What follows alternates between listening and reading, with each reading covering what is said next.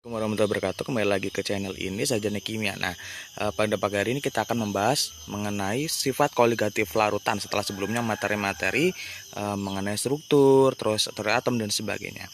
Nah, masih ingatkah Anda itu mengenai larutan? Apa sih itu larutan? Nah, bagaimana larutan yang bersifat asam dan basa? Bagaimana larutan penyangga, hidrolisis dan sebagainya?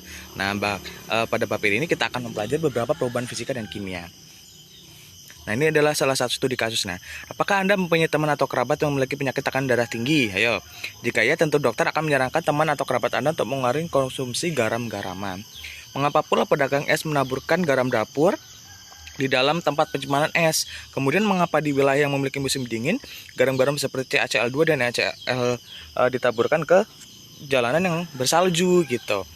Tentunya itu akan ada hubungannya dengan sifat koligatif. Nah, sifat koligatif larutan tuh ada 4 gitu ya. Nah, untuk definisinya sendiri adalah sifat fisik larutan yang hanya ditentukan oleh jumlah partikel dalam larutan dan tidak tergantung jenis partikelnya. Berarti jenis partikelnya tidak ditentukan gitu kan, atau tidak bergantung, tapi bergantung dengan jumlah partikel. Ada 4, yaitu penurunan tekanan uap, kenaikan titik didih, penurunan titik beku, dan tekanan osmosis. Nah, ini adalah latihannya tadi. Nah, satuan konsentrasi dalam sifat koligatif. Konsentrasi larutan berupa kemolaran, jadi kita pakai molar gitu ya. Satuan konsentrasi larutan yang digunakan dalam sifat koligatif itu adalah fraksi mol, bukan molar gitu. Biasanya kan kita pakai molar untuk menentukan suatu konsentrasi. Molar molaritas gitu kan, mol per liter atau mol gitu. Dan molalan atau molalitas. Jadi di sini kita pakai fraksi mol dan kemolalan kalau sekarang. Nah, fraksi mol, komponen zat-zat yang dalam larutan dapat dinyatakan dalam suatu fraksi mol atau X. Fraksi mol zat A, XA menyatakan perbandingan jumlah mol zat A terhadap jumlah mol total zat yang terdapat dalam larutan. Contohnya fraksi mol komponen sama dengan mol komponen dibagi mol total semua komponen.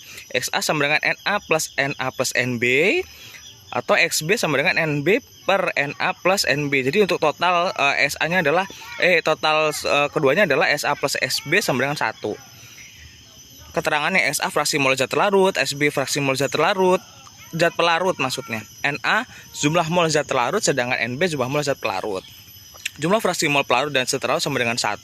Yang tadi SA plus SB sama dengan 1. Nah, ini adalah contoh soal dapat dipelajari.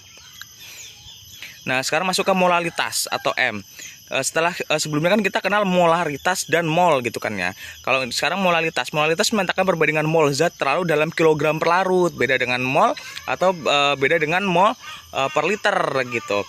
Molalitas dinyatakan dengan jumlah mol zat terlarut dengan massa dan kilogram per larut. Bagaimana dengan simbol M gitu. Jadi rumusnya adalah M sama dengan N per P. N jumlah mol zat terlarut, P massa pelarut kilogram, M-nya molalitas. Nah, ini contoh soal molalitasnya.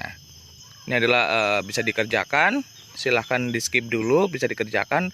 Nanti silahkan tulis di komen. Nah, sifat koligatif larutan non elektrolit. Satu, penurunan tekanan uap larutan. Dari eksperimen dilakukan oleh Mary Frances Larut, didapatkan bahwa melarutkan suatu zat larut menyebabkan penurunan tekanan uap larutan. Berarti tekanan uap yang seharusnya dalam satu larut itu berapa, dia diturunkan gitu. Banyaknya penurunan tekanan uap, delta P terbukti sama dengan hasil kali fraksi mol zat larut atau XB. Dan tekanan uap larut murni APO, yaitu ini rumusnya. Delta P sama dengan SB P0 kali A gitu. Maka tekanan uap total yang akhir yaitu P total sama dengan PA plus PB SA PO0A plus XB P0B gitu ya. Nah, ini diagram fase.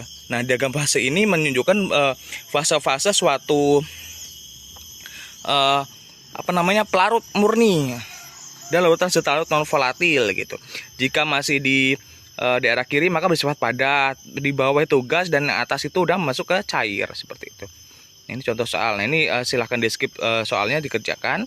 Nah, yang kedua tekanan titik didih atau delta B atau penurunan titik beku. Jadi titik didihnya itu naik, sedangkan ada juga yang titik bekunya itu turun gitu. Apakah Anda mengukur suhu air mendidih dan air membeku? Air mendidih kan 100, air membeku sekitar 0 derajat Celcius. Nah, itu bisa berubah gitu. Bagaimana bila air yang didihkan atau dibuka diberi zat terlarut lebih rendah sama atau lebih tinggi titik didih atau titik bekunya dibanding titik didih dari titik beku air, maka akan tentu berubah gitu. Titik didih zat cair adalah suatu tetapan pada saat zat cair mendidih pada suhu ini. Tekanan uap zat cair sama dengan tekanan udara di sekitarnya, titik didihnya. Nah, Perbedaan titik didih kelarutan dengan titik didih pelarut murni disebut kenaikan titik didih yang dinyatakan sebagai delta TB berasal dari kata boil gitu kan, mendidih. Perubahan pelarut murni kelarutan yaitu delta TB berbanding lurus dengan molalitasnya. Berarti rumusnya delta TB sama dengan KB kali M atau delta B tidak hingga M gitu ya. Nah, ini beberapa ketetapan.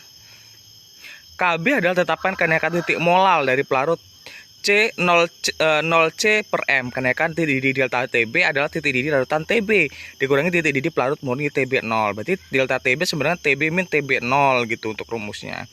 Nah, ini adalah contoh soalnya. Ini soalnya. Nah, sekarang perubahan titik beku atau delta TF frozen gitu. Setelah seperti halnya pada kenaikan titik didih, adanya zat larut dalam larutan akan mengakibatkan titik bekunya itu berubah, bisa menurun lebih kecil atau justru kadang lebih besar. Tapi sekarang kita akan membahas penurunan titik beku, jadi lebih kecil gitu. Nah, rumusnya delta TF tidak hingga M atau delta F min KF kali M. KF adalah tetapan penurunan titik beku molal pelarut 0 derajat Celcius per M. Penurunan titik beku TF adalah titik beku pelarut murni dikurangi titik beku larutan. Delta TF sama dengan T derajat F sama dengan TF atau T0F maksudnya. Nah, ini tekanan osmosis. Osmosis adalah proses pindahan larutan yang memiliki konsentrasi rendah melalui membran semi permeabel yang ada di tengah itu, namanya membran semi permeabel, menuju ke konsentrasi yang lebih tinggi hingga tercapai keseimbangan konsentrasi. Jadi adanya perjalanan gitu ya, dari larutan yang memiliki konsentrasi lebih rendah menjadi ke konsentrasi lebih tinggi sehingga nanti kanan dan kiri akan sama konsentrasinya. Pada proses osmosis, molekul pelarut bermigrasi dari larutan encer ke larutan yang lebih peka seperti itu. Nah, rumus tekanan osmotik P sama dengan KKM atau P sama dengan M gitu kan ya. K adalah tetapan kesetaraan yang tergantung pada suhu. Untuk larutan encer, harga K sama dengan RT, di mana R tetapan gas dan T adalah suhu mutlak. Rumusnya P MRT atau P sama dengan N per V RT gitu. Keterangan P tekanan osmotik, M molaritas larutan, R tetapan gas 0,082 L atau mol min 1 K-1 dan T adalah suhu. Ini adalah rumusnya. Ini adalah contoh soalnya. Nah, sifat kolatif larutan elektrolit. Elektrolit dia harus memiliki adanya dikalikan elektrolitnya gitu. Jika dia elektrolit binder, maka contohnya kayak Na plus Cl, terus H2SO4 dan sebagainya, maka dia N-nya harus dikalikan dengan rumus-rumus yang tadi gitu, atau derajat ionisasi bisa kita bilang gitu.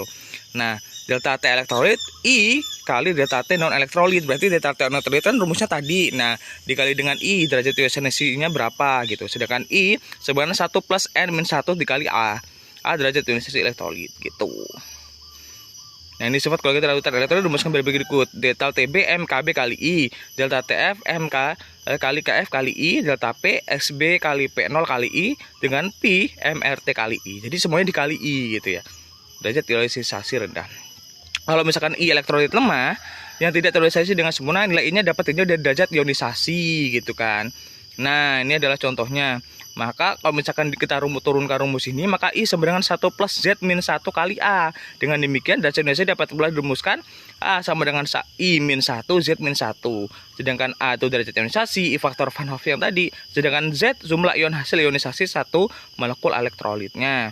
Nilai I elektrolit kuat, maka dirumuskan I sama dengan 1 plus Z min 1 gitu.